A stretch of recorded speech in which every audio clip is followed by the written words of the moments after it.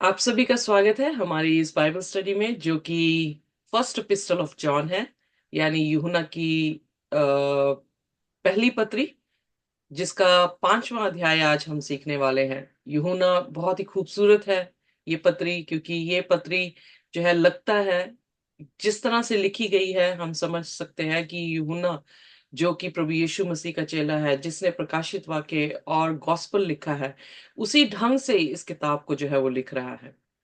इसलिए हमने बहुत आशीष पाई है, क्योंकि उसने प्रभु यीशु मसीह को वचन करके दिखाया है। प्रभु यीशु मसीह का पहला गवाह करके अपने आप को दिखा रहा है कि उसने उन्हें उन्हें सुना है, देखा है, और उसने जो है उनको छू कर देखा है, और वही कलाम हमारे तक जो है उन्होंने पहुंचाया है। ये चीज हमें ढाढ़स देती है कि हमें विश्वास करना चाहिए कि खुदा का कलाम सच्चा है, और उसकी आत्मा के जरिए से, आत्मिक लोगों के जरिए से जो है वो लिखा गया है। और फिर वो किस तरह से प्रेम को आ, यीशु मसीह जो कि प्रेम है, और वो प्रेम एक मसीही के जीवन में होना जरूरी है, उसके बारे में जिक्र करता है। आइए देखिए, पहला यूहन्ना उसका 5वां अध्याय आज हमारे लिए क्या खुशखबरी लेकर आता है। पहला यूहन्ना उसका 5 अध्याय और उसकी पहली आयत पढ़ेंगे। जिसका ये विश्वास है कि यीशु ही मसीह है, वह परमेश्वर से उत्पन्न हुआ है। और जो कोई उत्पन्न करने वाले से प्रेम रखता है, वह उससे भी प्रेम रखता है जो उससे उत्पन्न हुआ है। हम यहाँ देखते हैं, क्योंकि हमने चौथे अध्याय में ये देखा कि एंटाई क्राइस्ट जो है वो आएगा, और वो कन्फेस नहीं करेगा कि यीशु मसीह जो है वो परमेश्वर का पुत्र है। सो उस कलीसिया में, या जिनको भी ये खत लिखा जा रहा है, उसमें ये मसला था कि बहुत सारे लोग जो हैं वो यीशु मसीह पर पूर्ण तौर से विश्वास नहीं कर पा रहे हैं। यीशु मसीह को पूर्ण तौर से ये कबूल करना कि वो भी परमेश्वर है, उनके लिए मुश्किल है। जैसे मैंने ऑलरेडी बताया कि हमारे मुसलमान भाई यीशु मसीह पर विश्वास करते हैं, पर उसे अल्लाह नहीं कहते। वो कहते तो हैं कि यीशु मसीह इस धरती पर आने आएंगे, पर उनका विश्वास ये है कि वो इस्लाम को और उसकी शिक्षा को आकर जो है वो बढ़ावा देंगे। उसी तरह से फर्स्ट सेंचुरी में भी कुछ ऐसी बातें थी जो पूर्ण तौर से प्रभु यीशु मसीह को समझने में रोक रही थी। कुछ ऐसे लीडर्स थे जो यीशु मसीह की छवि को, उसकी स्वरूप को पूर्ण तौर से कलीसिया में उतरने नहीं दे रहे थे। जब वो उसके बारे में लिखता हुआ 5वें अध्याय में आ रहा है, तो उसने कहा कि जिसने यीशु मसीह पर विश्वास किया है वो परमेश्वर से उत्पन्न हुआ है। क्योंकि जैसे हर कोई अपने जनने वाले से प्रेम करता है, सो उसी तरह से by this we know that we love the children of God. Sorry, so everyone who believes, विश्वास क्या है? आइए देखिए इब्रानियों और उसका 11 अध्याय और उसकी पहली आयत। अब विश्वास आशा की हुई वस्तुओं का निश्चय और अनदेखी वस्तुओं का प्रमाण है। हमारे लिए यीशु मसीह का होना शारीरिक तौर से अनदेखा है, पर हमारे लिए प्रमाण है, क्योंकि हमने क्या किया है? विश्वास किया है। अनदेखी चीजों को भी हम विश्वास कर सकते हैं। जैसे इब्राहिम ने जब उर से निकाला गया तो उसने कनान देखा नहीं था, पर उसने विश्वास कर लिया कि परमेश्वर उसे एक जगह देने पर है। उसी तरह से यहां पर लिखता है कि everyone who believes that Jesus is the Christ has been born of God, जो कि परमेश्वर से आया है या आसमान से उतरा है, या वही वचन है जो देहधारी हुआ है। And everyone who loves the parent loves the child. उसी तरह से जो माँ बाप से प्रेम करता है वो उसके बच्चे से भी प्रेम करेगा।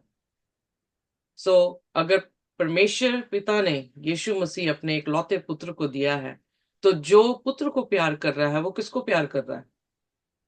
परमेश्वर को। परमेश्वर को। सॉरी, परमेश्वर को जो है वो प्यार कर रहा है। इसलिए हम देखते हैं कि वो अलग नहीं है। Begotten means one of his kind, उसके जैसा उसने जो है वो भेजा है।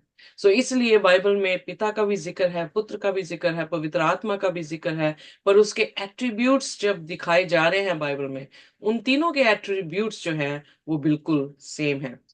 बहुत सारे लोग इब्रानियों की पुस्तक उसके पहले अध्याय में जो परमेश्वर अपने पुत्र से कहता है कि तेरा तख्त हमेशा तक बना रहे। आइए देखिए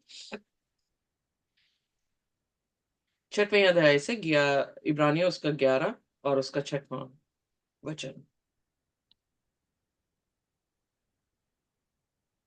और विश्वास बिना उसे प्रसन्न करना अनहोना है, क्योंकि परमेश्वर के पास आने वाले को विश्वास करना चाहिए कि वह है और अपने खोजने वालों को प्रतिफल देता है। आमेन। यहाँ पर जो है विश्वास करने वाला है, विश्वास कर कर आए, और जो विश्वास करेगा उसे क्या मिलेगी?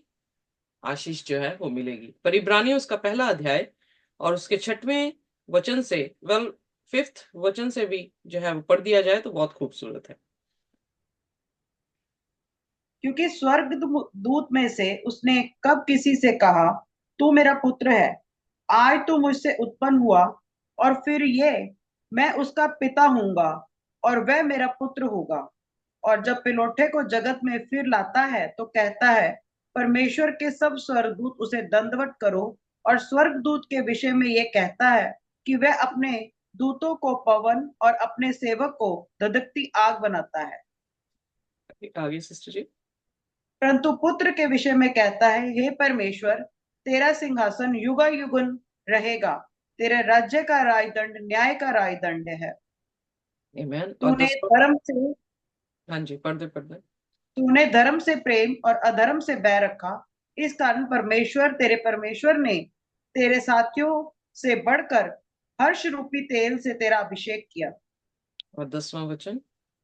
और यह कि, हे प्रभु, आदि में तूने पृथ्वी की नींव डाली और स्वर्ग तेरे हाथों की कारागरी है। आमेन। यहाँ पर हम देखते हैं कि पिता ने किस फरिश्ते से कहा कि वो मेरा पुत्र है, पर अपने पुत्र से क्या कह रहा है? हे प्रभु, तेरा राज्य सदैव बना रहे। ऐसे कैसे हो सकता है? कहने का अर्थ ये है कि जैसे परमेश्वर है वैसे ही यीशु भी क्या है?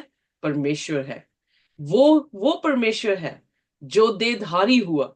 कहने का अर्थ है परमेश्वर तब में से एक जन नीचे आकर उसने क्या किया है? हमारा जो है वो देह ली है, ताकि वो हमारी देह से हमारे पापों को जो है वो अलग कर सके। इसलिए कह रहा है एवरीवन हु बिलीव्स, जो ये विश्वास करता है कि परमेश्वर से वो जन्मा है, या परमेश्वर ने उसे भेजा है इस धरती पर, वो उसी तरह से है जैसे कि कोई माँ ये बाप से प्यार कर रहा है तो उसके बच्चे से भी प्यार करता है। दूसरा वचन।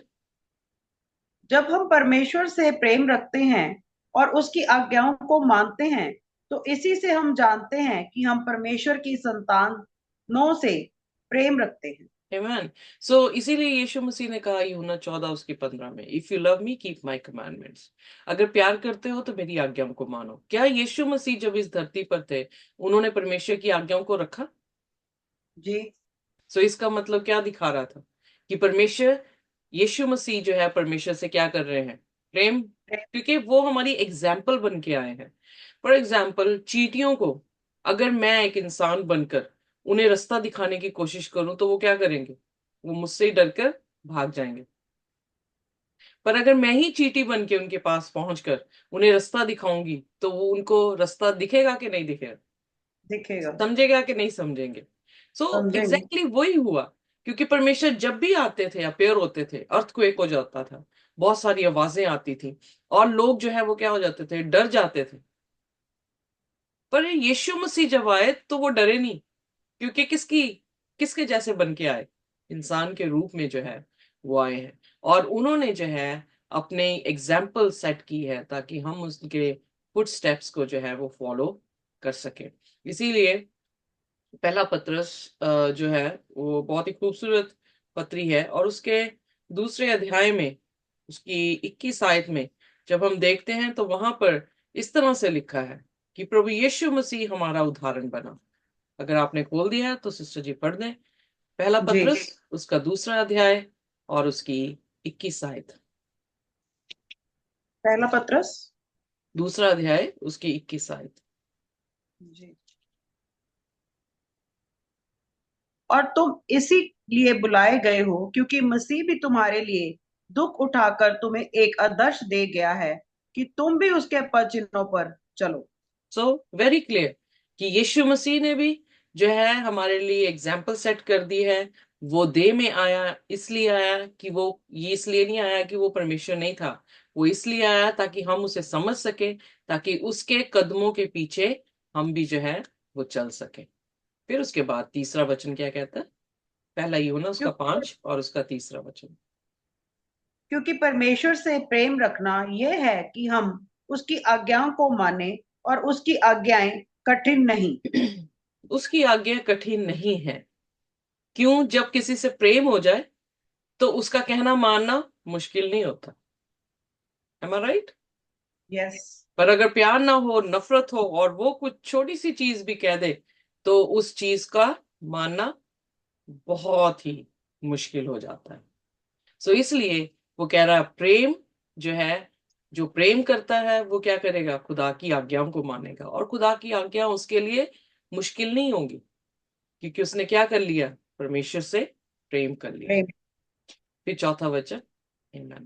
क्योंकि जो कुछ परमेश्वर से उत्पन्न हुआ है वह संसार पर जय प्राप्त करता है, और वह विजय जिससे संसार पर जय प्राप्त होती है हमारा विश्वास है।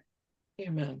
सो जो मसीह में पैदा हो गया, जिसने खुदा के हुक्म रख लिए, जिसने खुदा से प्यार कर लिया, जिसने अपने भाई से प्यार कर लिया, तो मुझे बताएं, क्या दुनिया पे वो जय नहीं पाएगा?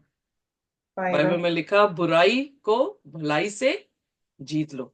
सो जब भलाई करने लग गए, तो हम बुराई को क्या कर लेंगे? जीत लेंगे।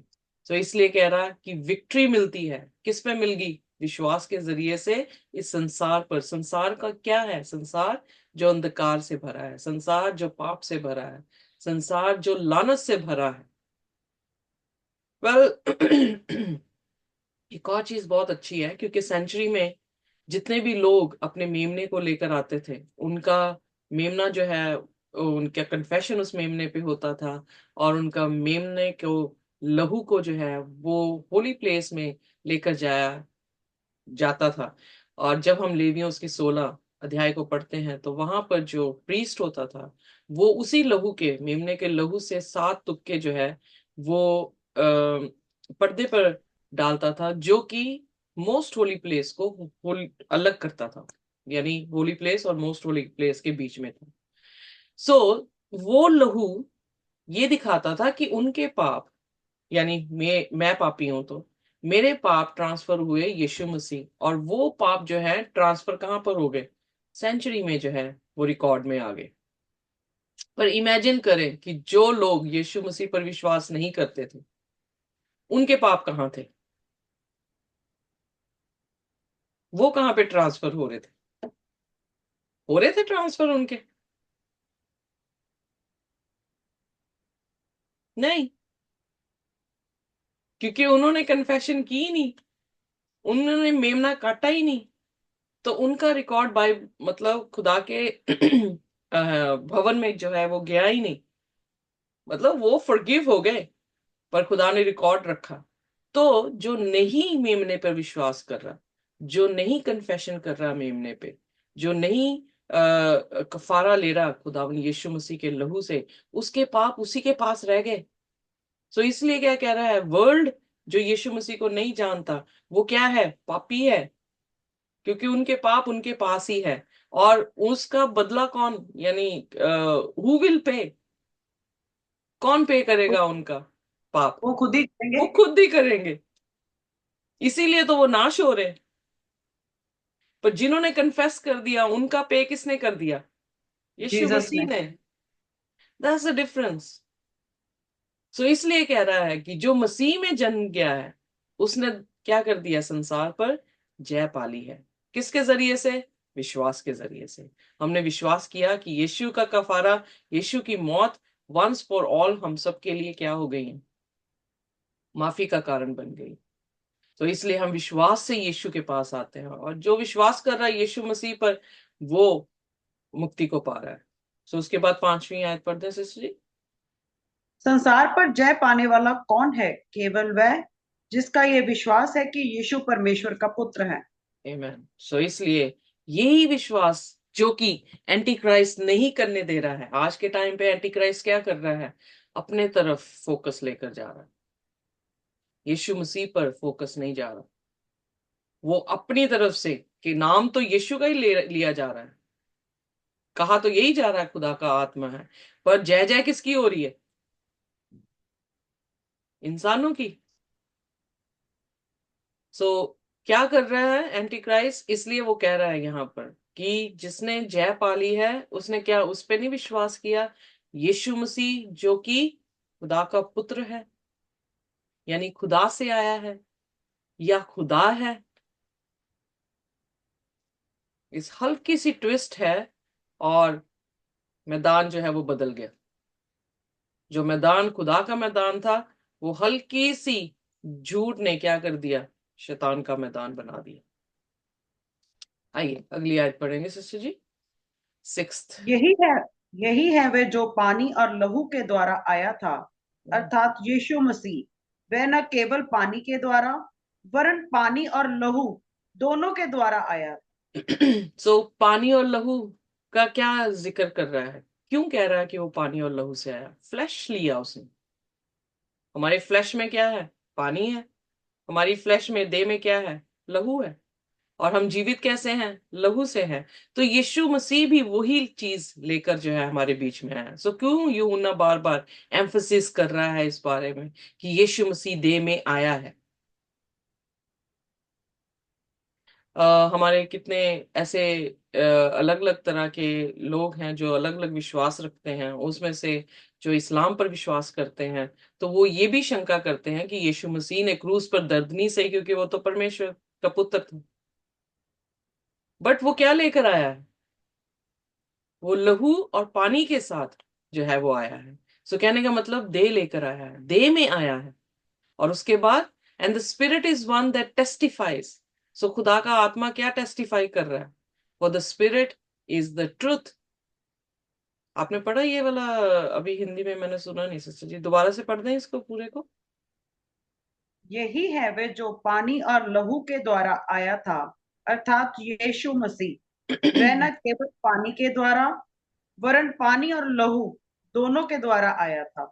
नेक्स्ट है, और जो गवाही देता है वह आत्मा है, क्योंकि आत्मा सत्य है। ओके, सो इंग्लिश में जो है ये 6th वर्स में ही इंक्लूडेड है। सो इसलिए जो गवाही दे रहा है वो आत्मा है, और आत्मा क्या है? सत्य है। सत्य है। सो अगर वो सत्य कह रहा है कि यीशु मसीह देह में आया है, यीशु मसीह ही परमेश्वर था, वचन था जो देहधारी हुआ है, तो हम क्यों विश्वास नहीं कर रहे? फिर सातवां वचन है, आइए पढ़ते हैं मेरे साथ। गवाही देने वाले तीन हैं, आत्मा और पानी और लहू, और तीनों एक ही बात पर सहमत हैं। ओके, सो आत्मा, यीशु मसीह का जन्म किस में हुआ? पवित्र आत्मा के जरिए से। वाटर एंड ब्लड क्या था? कि वो फ्लैश में आ गया, स्त्री से जन्मा। सो ये तीनों चीजें क्या हैं? गवाह हैं कि वो पिता से आया था हमारे पास। और एंटी क्राइस्ट क्या है? विश्वास नहीं कर रहा कि यीशु मसीह जो है वो पिता का भेजा हुआ बेटा है। सो इसलिए वो इस चीज को एम्फसिस कर रहा है, इस चीज पे फोकस दिला रहा है हमारा कि यीशु मसीह जो है वो तीनों चीजों के साथ ये गवाही मिलती है, एग्री करते हैं कि यीशु मसीह खुदा का बेटा था। 9वां वचन। तो इसलिए और पानी और लहू ये अलग अलग क्यों लिखा है? वो डिफरेंट उन्होंने कर दिया ना, कि पानी भी था उसमें, लहू भी था, और स्पिरिट भी थी।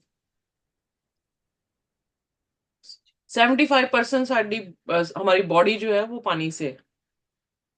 जी। और लहू जो है वो उससे जिंदगी है। स्पिरिट वो है कि खुदा रूल कुद्दस से पैदा हुआ, किसी इंसान के उससे नहीं, सेल से नहीं। अगर वो किसी मतलब औरत का सेल लेता है या आदमी का सेल लेता, तो वो तो फिर बचपन से ही पापी होता, जैसे हम हैं। हम अपने माँ बाप से पापी हैं। सो इसलिए वो पिता का पुत्र था, तो उसमें जी। पाप नहीं था। फिर 9वां वचन। जब हम मनुष्य की गवाही मान लेते हैं तो परमेश्वर की गवाही तो उससे बढ़कर है, और या परमेश्वर की गवाही जी, यह है कि उसने अपने पुत्र के विषय में गवाही दी है। Exactly exactly। जब हम इंसानों की गवाही मानते हैं तो खुदा की क्यों नहीं? क्योंकि जब यीशु मसीह बपतिस्मा लेकर उठे हैं, आए हैं ऊपर, तो क्या हुआ है? आसमान खुल गया, पिता ने आवाज दे के बोला कि ये मेरा प्रिय पुत्र है। पवित्र आत्मा जो है वो कबूतर की नाई यीशु मसीह पर आ उतरा। तो टेस्टमनी कौन दे रहा है?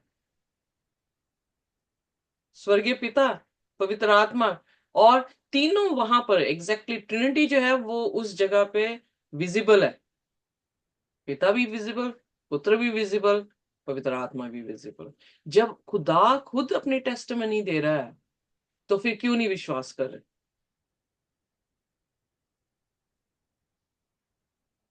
एम आई क्लियर सिस्टर जी? जी जी जी। आमेन। सो चलिए 10वां वचन पढ़ते हैं। जो परमेश्वर के पुत्र पर विश्वास करता है वह अपने ही में गवाही रखता है। जिसने परमेश्वर पर विश्वास नहीं किया उसने उसे झूठा ठहराया, क्योंकि उसने उस गवाही पर विश्वास नहीं किया जो परमेश्वर ने अपने पुत्र के विषय में दी है। तो यहाँ पे बिल्कुल उसने क्लियर कर दिया कि वो उसी गवाही की बात कर रहा है जो बैप्टिज्म के टाइम पर पिता ने अपने पुत्र के लिए दी। इवन माउंट ऑफ ट्रांसफिग्रेशन में भी, जहां पे मूसा और एलिया जो है वो पतरस यूहन्ना याकूब को दिखे कि यीशु से मुलाकात करने के लिए आए, तो वहां पर भी वो कह रहे हैं तो हम 3 तंबू बना लेते हैं। तो पिता की आवाज वहां पर भी आई, ये मेरे प्रिय पुत्र है, इसकी सुनो। यू नो, सो खुदा ने टेस्टमनी दी है तो क्यों नहीं विश्वास करते? तो जब नहीं विश्वास करते तो हम उसको झूठा करते हैं जिसने आवाज देकर बताया है कि ये मेरा प्रिय पुत्र है, इसको सुनो। तो इसलिए जो विश्वास करता है कि प्रभु यीशु मसीह खुदा का पुत्र है, वो खुद ब खुद अपने आप में ही एक टेस्टमनी है। तभी तो जो है हमें देखने को मिला कि हमारी टेस्टमनी से कितना इम्पैक्ट लोगों पे पड़ सकता है। सो उसी तरह से यहां पर भी वो कह रहा है कि विश्वास कर लेना ही खुद ब खुद अपने आप में क्या है? टेस्टमनी है। ओके, अब 11वां वचन। और वह गवाही ये है कि परमेश्वर ने हमें अनंत जीवन दिया है, और यह जीवन उसके पुत्र में है। आमेन। जिसके पास पुत्र है उसके पास जीवन है, और आमेन। जिसके पास परमेश्वर है का पुत्र नहीं उसके पास जीवन भी नहीं। सो इसलिए जो एंटी क्राइस्ट है, अगर वो फोकस खुदा के पुत्र से हटाकर किसी और चीज पे लगा देता है तो क्या है? उनके पास जिंदगी नहीं है।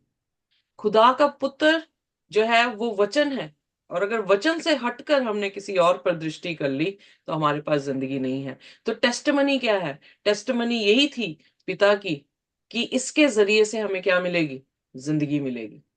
और जो इसको रखेगा वो जिंदगी पाएगा, जो इसको नहीं रखेगा वो जिंदगी नहीं पाएगा।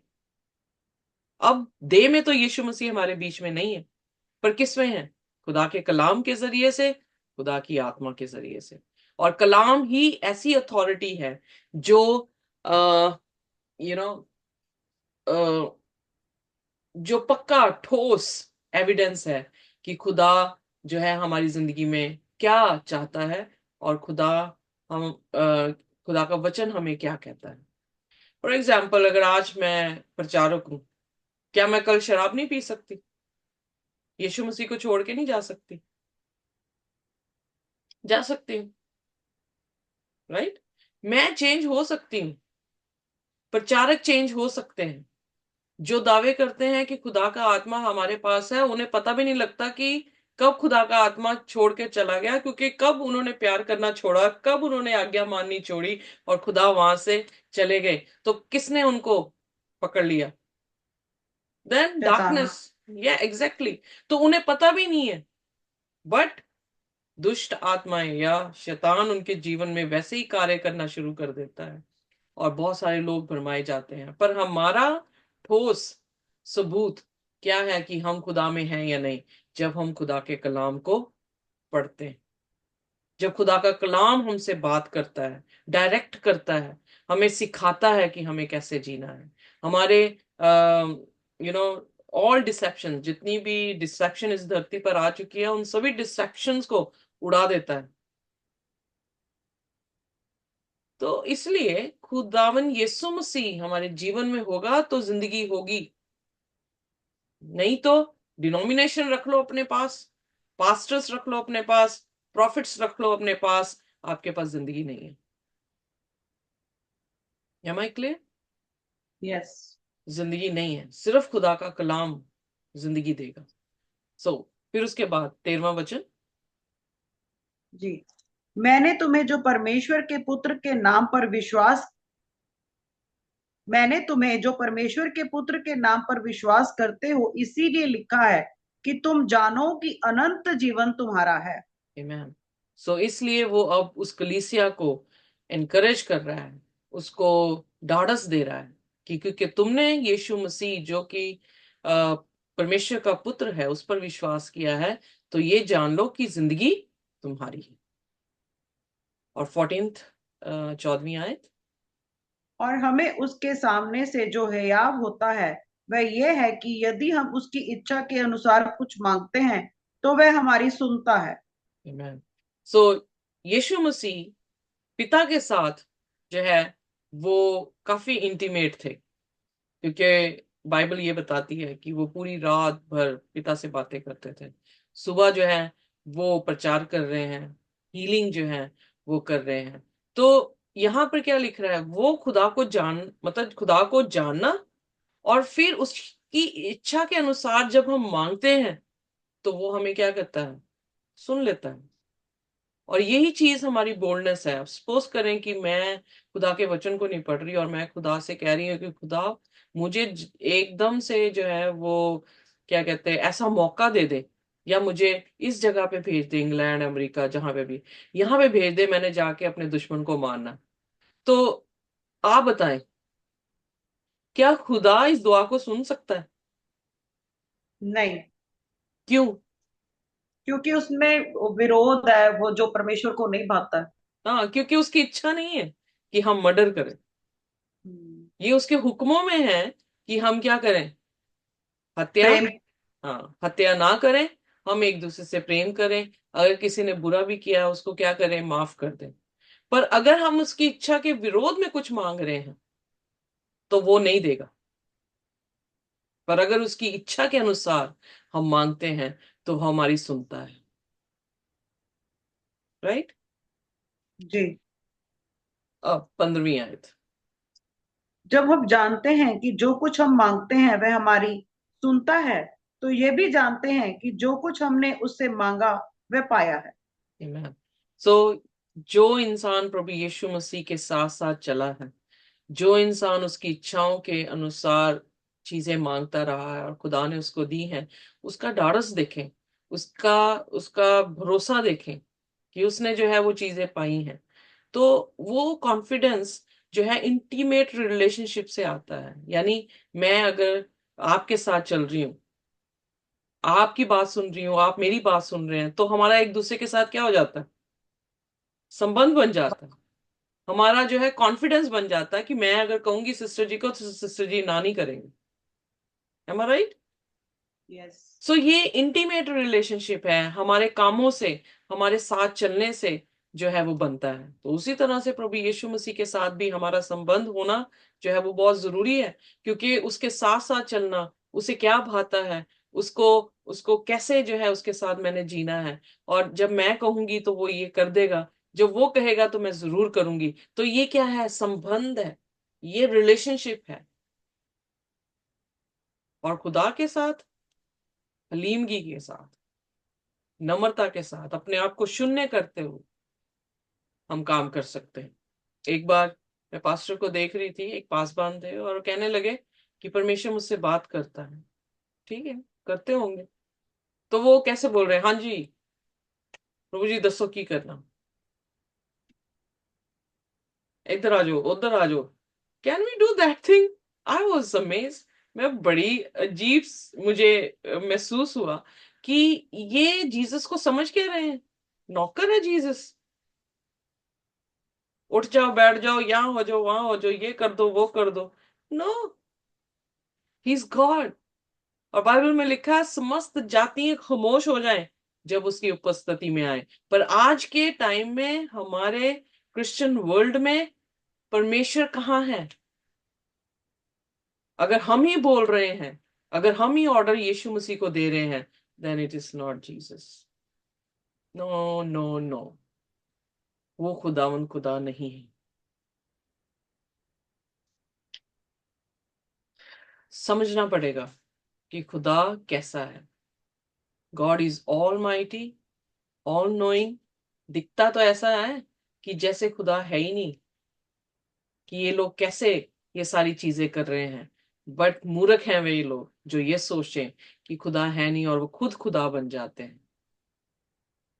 खुदा के वचन के अनुसार हमें काम करने पड़ेंगे, तब खुदा जो है हमारे साथ चलना शुरू होगा। आइए देखिए उसके 16वें वचन में आगे क्या कहते हैं। यदि कोई अपने भाई को ऐसा पाप करते देखे जिसका फल मृत्यु ना हो, तो विनती करे और परमेश्वर उसे उसके लिए जिन्होंने ऐसा पाप किया है जिसका फल मृत्यु ना हो जीवन देगा। पाप ऐसा भी होता है जिसका फल मृत्यु है, उसके विषय में मैं विनती करने के लिए नहीं कहता। ओके, सो कौन सा ऐसा पाप है जिसका प्रतिफल मृत्यु नहीं है? कोई है ऐसा पाप?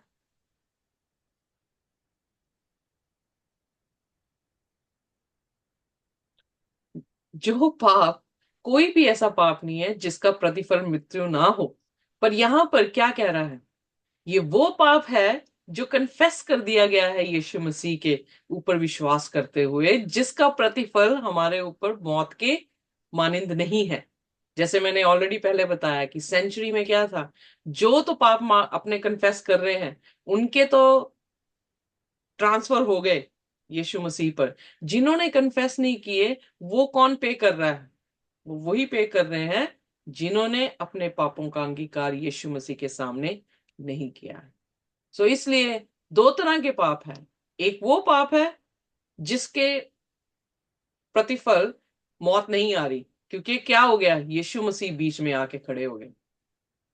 यीशु मसीह ने जो है वो पाप हमारे अपने ऊपर ले लिए। पर कुछ पाप ऐसे हैं जो अंगीकार नहीं किए गए हैं, तो उस पर क्या है? दंड है। एम आई क्लियर सिस्टर जी? जी। अब 17वीं आयत पढ़ेंगे। सब प्रकार का अधर्म तो पाप है, परंतु ऐसा पाप भी है जिसका फल मृत्यु नहीं। हम्म। हम जानते हैं कि जो कोई परमेश्वर से उत्पन्न हुआ है वह पाप नहीं करता, पर हम्म। जो परमेश्वर से उत्पन्न हुआ उसे वह बचाए रखता है, और वह दुष्ट उसे छू नहीं पाता, क्यों नहीं पाता? क्योंकि वह परमेश्वर में है। एग्जैक्टली। सो क्रूस एक ऐसा चिन्ह है जो मेरे और शैतान के बीच में आके खड़ा हो गया। कैसे छू लेगा मुझे? क्रूस एक ऐसा चिन्ह है जो मेरे और मेरे पाप और उसके प्रतिफल के बीच में आके खड़ा हो गया। That's the power. यही चीज वो समझाने की कोशिश कर रहा है कि यीशु मसीह को जिसको तरकी जा रहे हो, वही तो पावर है, वही तो है जो मौत तुम पर लागू नहीं करने देगा, क्योंकि वो तुम्हारे बीच और मौत के बीच में आके खड़ा हो गया। फॉर एग्जाम्पल, शेर आ जाता है और मेरे सामने आके खड़ा होके दहाड़ रहा है, और कोई आके मेरे सामने खड़ा हो जाए और शेर छोड़ के चला जाए, तो क्या है? स्वाभाविक तौर से ऐसा तो नहीं होना चाहिए, हमारा राइट? स्वाभाविक तौर जी। से तो वो हम दोनों को खा ले। पर एक पावरफुल है जो शेर से भी ज्यादा ताकतवर उसके सामने जब खड़ा हो गया, तो शेर वहां पर क्या हो गया? निकम्मा हो गया। सो इसीलिए बाइबल में लिखा है यहूदा के गोत्र का बब्बर शेर। शैतान को शेर कहा गया तो वो क्या है? बब्बर शेर है। सो जब वो यीशु मसीह बब्बर शेर मेरे और मौत के बीच में आके खड़ा हो गया, तो मुझे कोई नहीं छू सकता। इसीलिए तो गलीतियों की पुस्तक में कह रहा है कि तुम्हें किसने फिर से गुलाम कर दिया, जबकि खुदा ने उस लकड़ी पर सारे हमारे कर्सेस जो है वो ले लिए हैं। Hallelujah, hallelujah. आमेन। सो यहां पर फिर वो कह रहा है प्रोटेक्ट कौन कर रहा है? यीशु मसीह।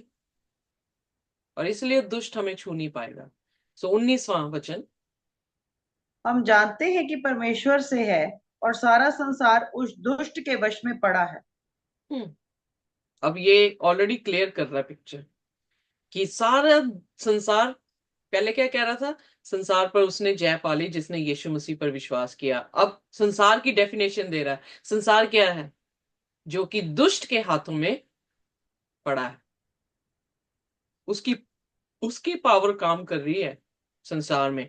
पर दूसरा सेक्ट, दूसरे लोग, ग्रुप जो है, जो यीशु मसीह पर विश्वास कर रहे हैं, उनको ये जो है वो छू नहीं सकता। सो इसलिए वो बिल्कुल सही बात है कि जो मेरे में है वो ग्रेटर है, वो बड़ा है, जो कि संसार में है।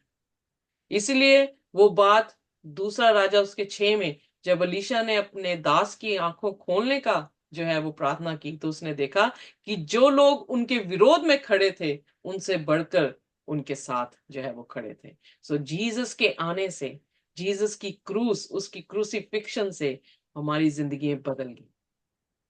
हमारे सामने वो क्या बन गया? एक शील्ड बन के खड़ा हो गया है, और कोई दुष्ट हमें छू नहीं सकता। हालेलुया। सो आइए 20वां वचन।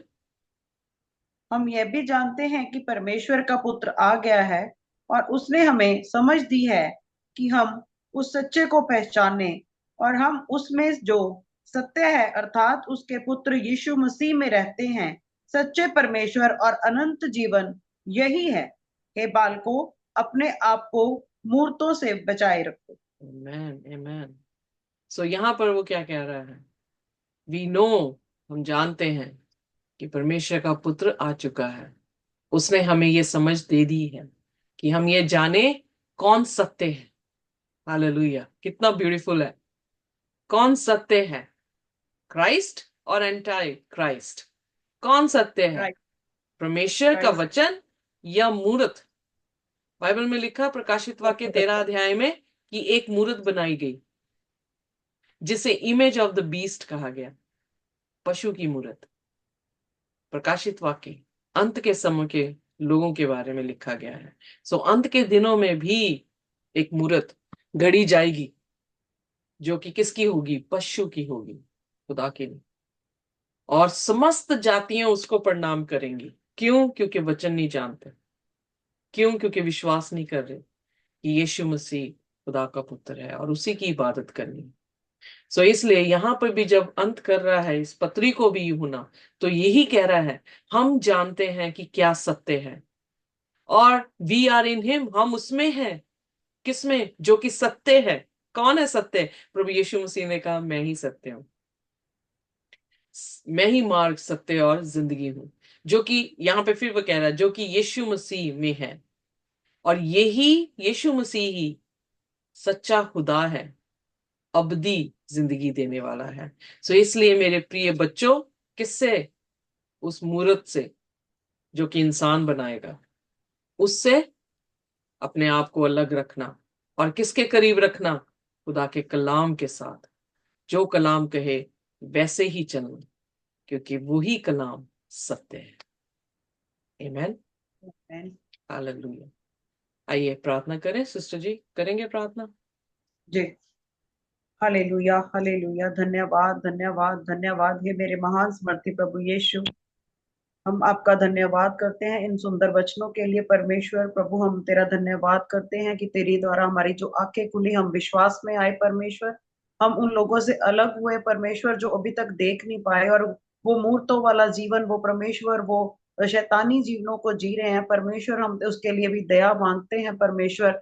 आपने बोला था कि अंत समय मैं सभी पर अपनी आत्मा को उड़ेलूंगा परमेश्वर। उन लोगों पर दया करें परमेश्वर जो इनमें फंसे हुए हैं, जो शैतान के पास है परमेश्वर। उन पर दया करके उनकी रूहों को भी आप बचाएं परमेश्वर।